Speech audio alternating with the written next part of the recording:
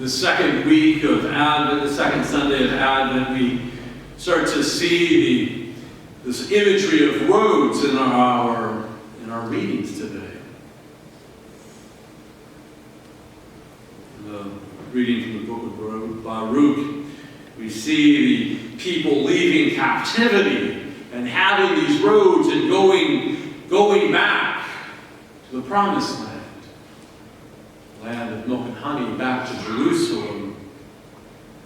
The Israelites start to see the wonders and glory of God for releasing them from their prison, from their exile. And so they take these roads with great joy. And then in the gospel today, John the Baptist uses the imagery of Isaiah. Prepare the way of the Lord, make straight his paths. Every valley shall be filled, and every mountain and hill shall be made low. And the winding roads straight, and the rough ways made smooth. It's a great reminder of today in our own world. Roads that we use.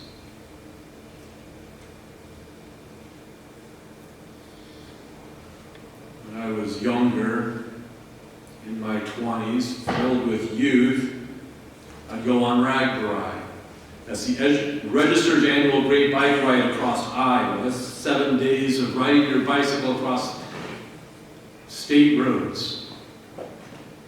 And boy, you could tell the good roads and the bad roads. The first time I did that, it was in southern Iowa. If you don't know this, southern Iowa is pretty hilly. You learn that when you're riding your bicycle across the state in southern Iowa. It wasn't an easy trip.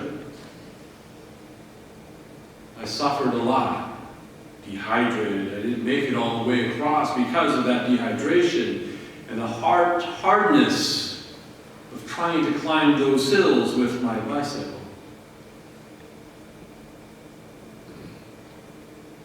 And maybe even in our own imagery to take a look at some of the potholes that we suffer through more in the springtime. We know winter's going to give it to us. The roads will not be as smooth as they should be.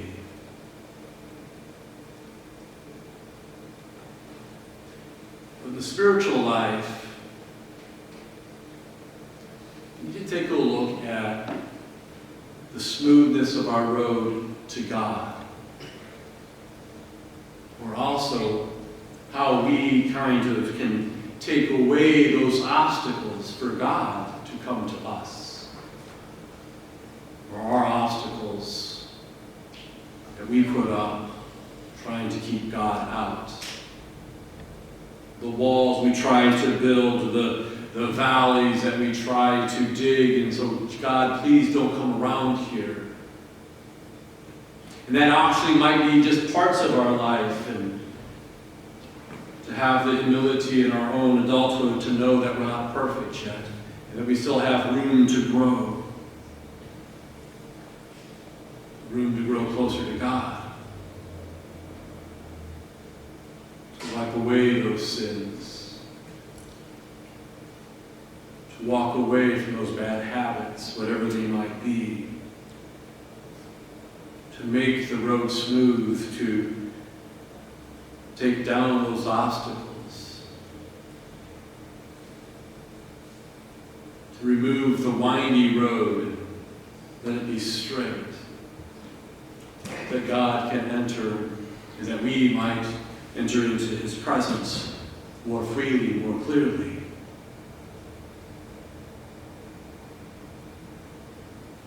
Great ways is to go to confession. A great ways is to really reflect upon our own selves, to really look into ourselves and see where we try to avoid God. What moat, what wall have we built to make sure that God will not enter this particular part of our life?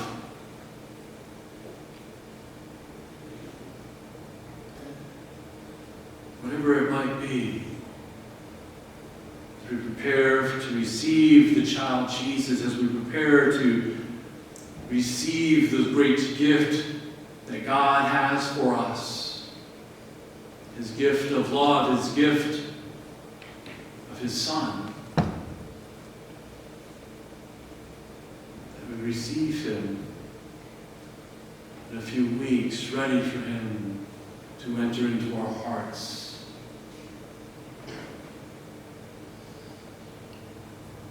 Take a look into our own hearts. Invite Him into every little corner of our heart, every little part of our life, our soul. Lord, be with me. Walk with me. Cleanse me. We might want to be that people in the gospel. Jesus, Son of David, have pity on me. Jesus, Son of David, have pity on me. I take away all my obstacles and I come to you.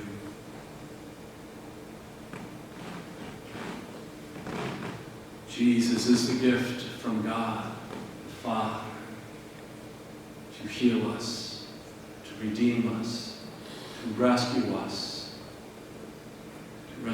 from ourselves, to rescue us from our sins. Receive that gift this Advent season so that we might receive Christ even more clearly at Christmas.